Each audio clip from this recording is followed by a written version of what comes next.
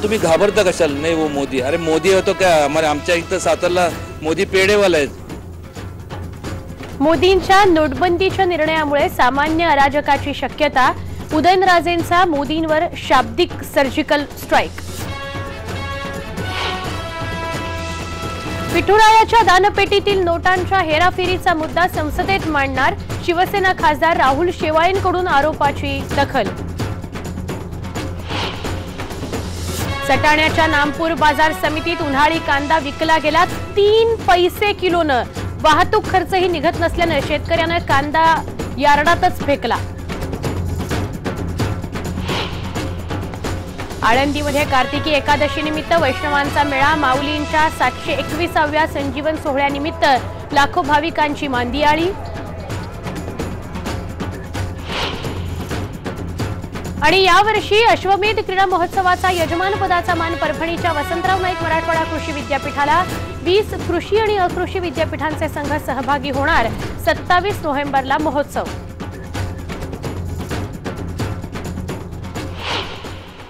नमस्कार, मी सुवर्ण जोशी. दिवसभरातल्या गावाकडच्या घडामोडी आपण या गावाकडच्या बातम्यांमध्ये पाहणार आहोत.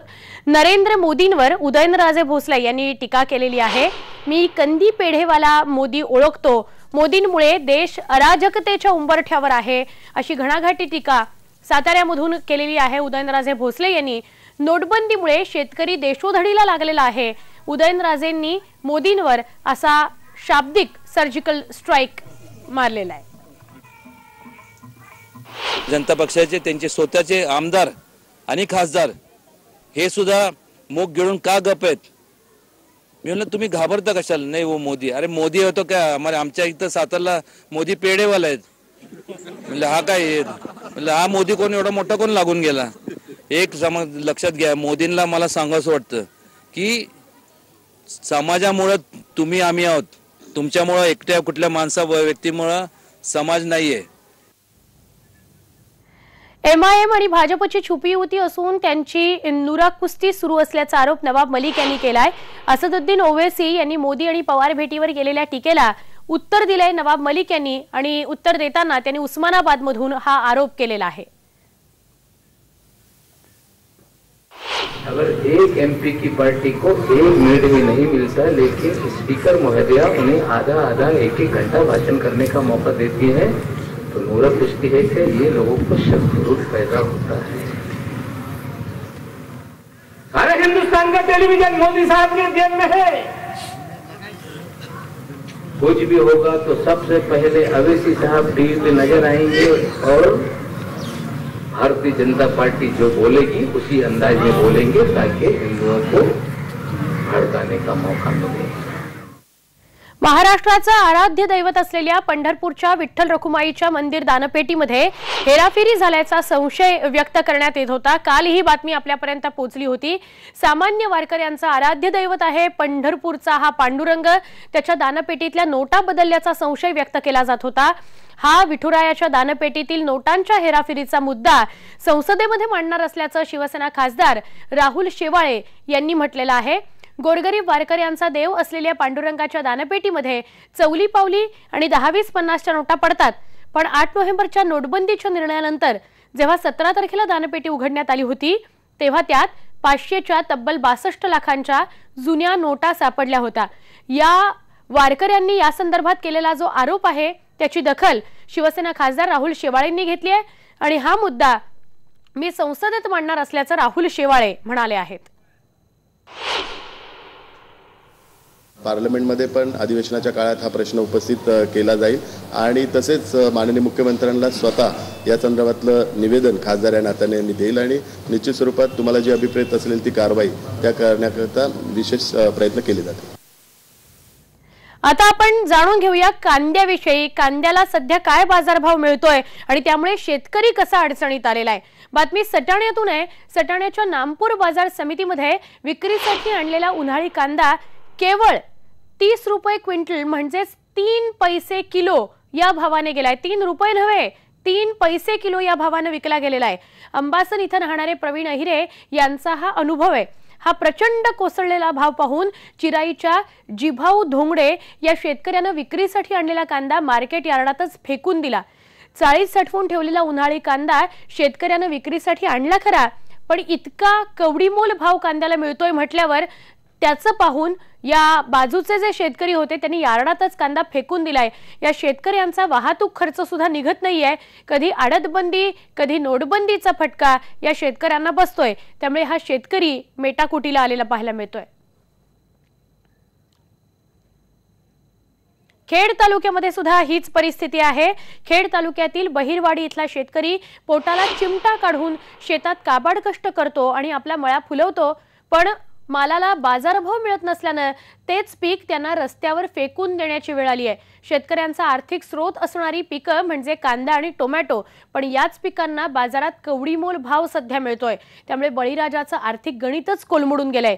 त्यातून नोटबंदीमुळे शेतकरी अधिकच हतबल झालेला आहे। कांदा पिकवत असताना प्रति किलो 20 रुपये खर्च येतो, मात्र हाच कांदा बाजारात गेल्यानंतर याच कांद्याला कवडीमोल किंमत सध्या मिळतेय, त्यामुळे शेतकऱ्यांचा वाहतूक खर्च निघत नाही आणि शेतकरी या सगळ्या परिस्थितीला कंटाळलाय, बेजार झालाय।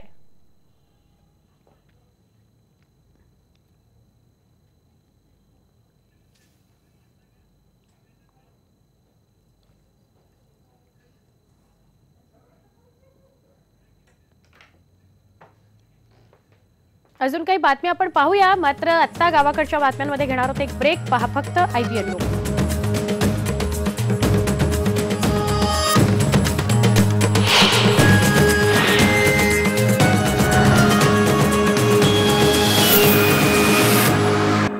पश्चिम महाराष्ट्रामध्ये काँग्रेस आणि राष्ट्रवादी काँग्रेसचा बालेकिल्ला म्हणून कोल्हापूर जिल्ह्याची ओळख आहे, पण विधानसभा निवडणुकीमध्ये जिल्ह्याचं चित्र पालटलं आणि 10 पैकी 8 जागांवर सेना भाजपचे आमदार निवडून आले। त्यामुळे आता जिल्ह्यातल्या 9 नगरपालिकांच्या निवडणुकीमध्ये काय होणार याची चर्चा सध्या जिल्ह्यात आहे। पाहूयात आपण कोल्हापूरमधल्या नगरपालिका निवडणुकीची रणधुमाळी। यापूर्वी कोल्हापूर जिल्ह्यामध्ये 2 कॅबिनेट मंत्री होते, एक म्हणजे सतेज पाटील काँग्रेसचे, दुसरे राष्ट्रवादी काँग्रेसचे हसन मुश्रीफ। आणि यंदा बघितलं तर कोल्हापूर जिल्ह्याला फक्त एकच मंत्रीपद मिळालं आहे, जे राज्याचे महसूल मंत्री आहेत आणि पालकमंत्री जे आहेत कोल्हापूरचे चंद्रकांतदादा पाटील, त्यांच्याकडे हे पद आहे। सध्याची परिस्थिती बघितली तर हसन मुश्रीफ, सतेज पाटील, चंद्रकांतदादा पाटील, जनस्वराज्याचे विनय कोरे किंवा इतर जे 10 आमदार आहेत किंवा इतर मातब्बर जी मंडळी आहेत, त्या सगळ्यांची राजकीय प्रतिष्ठा आहे, ती सगळी प्रतिष्ठा या नगरपालिका निवडणुकींच्या निमित्तानं पणाला लागल्या। अनेक ठिकाणी चुरस बघायला मिळते, पण इचलकरंजीमध्ये नेमकी काय परिस्थिती आहे हे सुरुवातीला आपण बघूयात।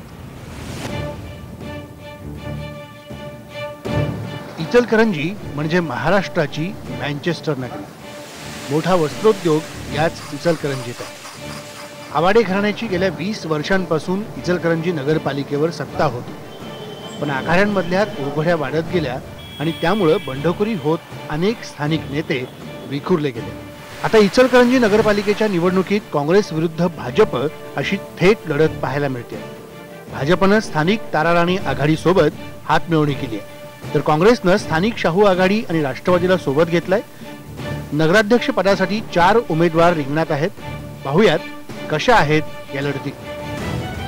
इचलकरंजीचे नगराध्यक्ष पदाचे उमेदवार आहेत उमेश खांडेकर अपक्ष, रवी राजपूत काँग्रेस, अलका स्वामी भाजप, दशरथ माने शिवसेना। आवाडे आणि हळवणकर या पारंपरिक नेत्यांमध्येच किंवा पारंपरिक घराण्यामध्येच ही निवडणूक आपल्याला चुरशीची पाहायला मिळते। विशेष म्हणजे इचलकरंजी शहर काही प्रमाणामध्ये संवेदनशील शहर म्हणून देखील ओळखलं जातं, कारण मराठा, मुस्लिम, जैन, लिंगायत अशा सगळ्याच जातींचे मतदार त्या ठिकाणी आहेत। त्याचबरोबर देशभरातले इतर राज्यातून जे आलेले मतदार आहेत ते मतदार गेल्या 20-20, 30-30 वर्षांपासून या ठिकाणी राहतात।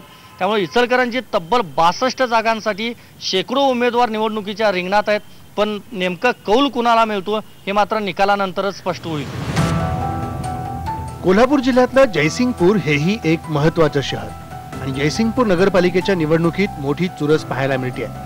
नगरपालिकेच्या 23 जागांसाठी राजर्षी शाहू विकास आघाडी विरोधात ताराराणी आघाडी पक्ष असा सामना होत असला तरी यामध्ये शिवसेना आणि अपक्ष उमेदवारांनी आघाड्यांसमोर आव्हान उभं केलंय। जयसिंगपूरमध्ये नगराध्यक्ष पदासाठी 7 महिला रिंगणात असून प्रथम नागरिक कोण होणार हे निकालानंतरच स्पष्ट होईल। जयसिंगपूरच्या नगराध्यक्ष पदाच्या लढतीमध्ये यशोदा कांबळे अपक्ष, इस्तेर तुपे अपक्ष, बबिता कामत अपक्ष, नीता माने ताराराणी आघाडी पक्ष, रंजना बल्लाळ अपक्ष, साजिदा घोरी शिवसेना, स्नेहा शिंदे राजर्षी शाहू विकास आघाडी. इचलकरंजी आणि जयसिंगपूरमध्ये जरी या लढती असल्या तरी जिल्ह्यात इतर नगरपालिकांच्या निवडणुकांमध्येही मोठी चुरस पाहायला मिळते. इचलकरंजी आणि जयसिंगपूरचं हे जरी चित्र असलं तरी जिल्ह्यात इतर ज्या नगरपालिका आहेत त्या नगरपालिकांमध्ये देखील मोठी चुरस बघायला मिळते. विशेष म्हणजे गडिंग्लज नगरपालिकेबाबत काय होतं याकडे संपूर्ण जिल्ह्याचं लक्ष आहे. कारण जनता दलाचे माजी प्रदेशाध्यक्ष श्रीपतराव शिंदे त्यांच्याकडे ही नगरपालिका होती आणि जनता दलाकडे असणारी राज्यातली ही एकमेव नगरपालिका असू शकते. त्यामुळे तिथं काय होतं याबाबत उत्सुकता एक मोठी आहे. पन्हाळा, पेठ, वडगाव, कागल या सगळ्या ठिकाणची देखील उत्सुकता आहे. कागलमध्ये देखील हसन मुश्रीफ, सदाशिवराव मंडलिकांचा मुलगा संजय मंडलिक, त्याचबरोबर नुकताच भाजपमध्ये प्रवेश केलेले समरजित सिंह गाडगे या नेत्यांची सगळी प्रतिष्ठा पणाला लागली आहे. त्यामुळे कोल्हापूरमध्ये अगदी कार्यकर्त्यापासून मोठ्या नेत्यांपर्यंत, आमदार खासदारांपर्यंत, मंत्र्यांपर्यंत या सगळ्यांचा सहभाग या निवडणुकीमध्ये पाहायला मिळतोय. प्रचारसभा जोरात सुरू आहेत, पण मतदार कुणाला कौल देतो हे निकालानंतरच स्पष्ट होणार आहे. व्हिडिओ जर्नलिस्ट प्रमोद सौंदडेसह संदीप राजगोळकर, IBN लोकमत, कोल्हापूर. नोटबंदीच्या निर्णयामुळे आधीच अडचणीत आलेले व्यवसाय आता डबघाईला जाऊ लागलेत. कोल्हापूर जिल्ह्यातल्या इचलकरंजीतल्या वस्त्रोद्योगाची सुद्धा अशीच काहीशी अवस्था आहे. या वस्त्र उद्योगाला कोणत्या अडचणींचा सामना करावा लागतोय याविषयी जाणून घेण्याकरता आम्ही गेलो इचलकरंजीच्या यंत्रमागाच्या कारखान्यामध्ये. आमचे प्रतिनिधी संदीप राजगोळकर यांनी यंत्रमागधारक जे आहेत त्यांच्याशी या संदर्भात संवाद साधला. मँचेस्टर नगरी अशी ओळख असलेल्या इचलकरंजीमध्ये याच सगळ्या यंत्रमागांचा कायम खडखडाट बघायला मिळतोय. पण आपण बघतोय शांतता पाहायला मिळते. मी आहे खंजिरे माळ परिसरातल्या प्रकाश भंडारे यांच्या यंत्रमाग केंद्रावर आणि आपण जर बघितलं तर या ठिकाणचे जे सगळे माग आहेत ते पूर्णपणे बंद आहेत.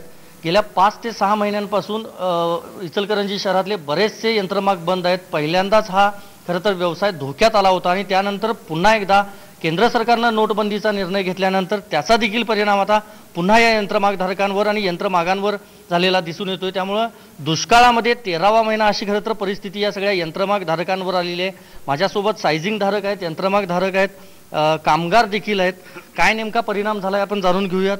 तुमचाच यंत्रमाग आहे हा गेल्या इतक्या दिवसांपासून बंद आहे, काय कारण आहे आणि नोटबंदीचाही याच्यावर परिणाम कसा झाला आहे? आता नोटबंदीचा म्हणजे 1500 नोटा बंद झाल्यामुळे चलनातून नोटा बंद झाल्या, त्यामुळे आम्ही जवळ 5 महिन्यापासून बंद असल्यामुळं त्या वैतागून आम्ही लोम विकायचा पण प्रयत्न केलेला आहे. लोम ठरलेले पण होते 17,000 रुपये जोडीप्रमाणे, आता 20,000 रुपये पण मागायला त्याला कोणी घ्यायला तयार नाही. पण नोटबंदीचा निर्णय झाला नसता तर चालू झाला असता? मग चालू झाला असता, पण आता स्वतःच्या तुटवड्यामुळे गेली 6 महिने हा पूर्ण कारखानदार मंदीच्या खाईमध्ये लोटत आहे.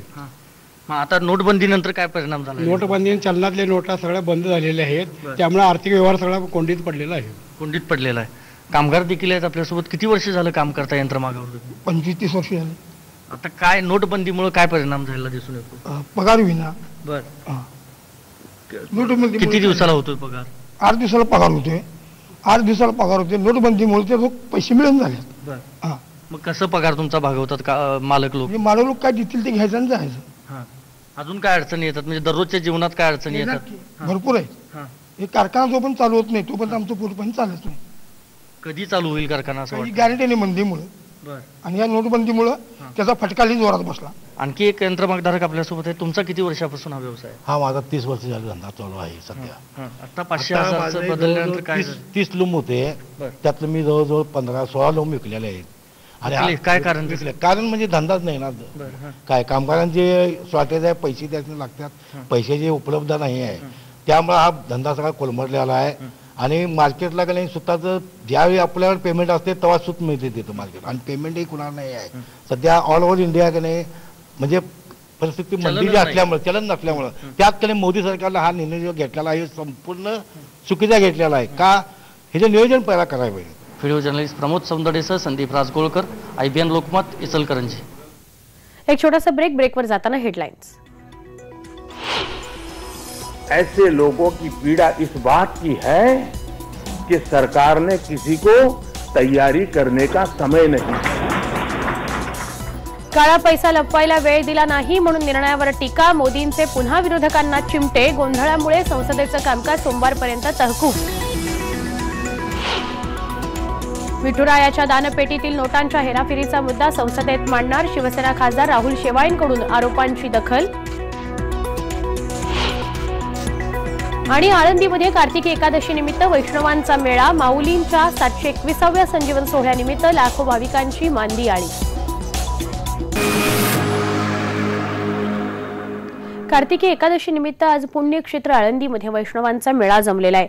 माऊली ज्ञानेश्वर महाराजांच्या 721व्या संजीवन समाधी सोहळ्यानिमित्त हे लाखो भाविक या ठिकाणी दाखल झालेले आहेत। आळंदीमध्ये माऊलींच्या समाधीचं दर्शन आज दिवसभर घेतलं जात आहे। अलंकापुरीमध्ये जमलेल्या या वैष्णवांच्या साक्षीनं ज्ञानोबा माऊलींच्या नामघोषामध्ये संजीवन समाधी सोहळ्याची सुरुवात झालेली आहे। आज श्रींना पवमान अभिषेक, दूधारती, भाविकांची महापूजा दर्शन, त्याच्यानंतर श्रींना महानैवेद्य आणि कार्तिकी एकादशी निमित्त माऊलींच्या पालखीची नगर प्रदक्षिणा आज दिवसभरामध्ये पूर्ण होणार आहे आणि अशा नयनरम्य दिनक्रमामध्ये हाचा सोहळा पार पडताना आपण पाहू शकतोय।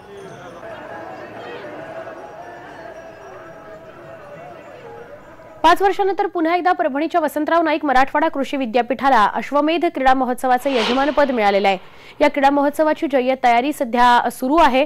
परभणीमध्ये 20वी महाराष्ट्र राज्य आंतर विद्यापीठ क्रीडा स्पर्धा परभणीमध्ये होतीये। 27 नोव्हेंबरला या क्रीडा महोत्सवाचं उद्घाटन विविध मान्यवरांच्या हस्ते होणार आहे। या क्रीडा महोत्सवामध्ये राज्यातील 20 कृषी आणि अकृषी विद्यापीठांचे संघ सहभागी होणार आहेत, ज्यात 1200 मुलं 1100 मुली सहभागी झालेले आहेत। 5 दिवस चालणाऱ्या या क्रीडा महोत्सवामध्ये कबड्डी, खो खो, व्हॉलीबॉल, बास्केटबॉल मैदानी स्पर्धा पार पडणार आहेत। या होत्या गावाकडच्या बातम्या। या बुलेटिनमध्ये इथेच थांबूया। पहा फक्त IBN लोकमत।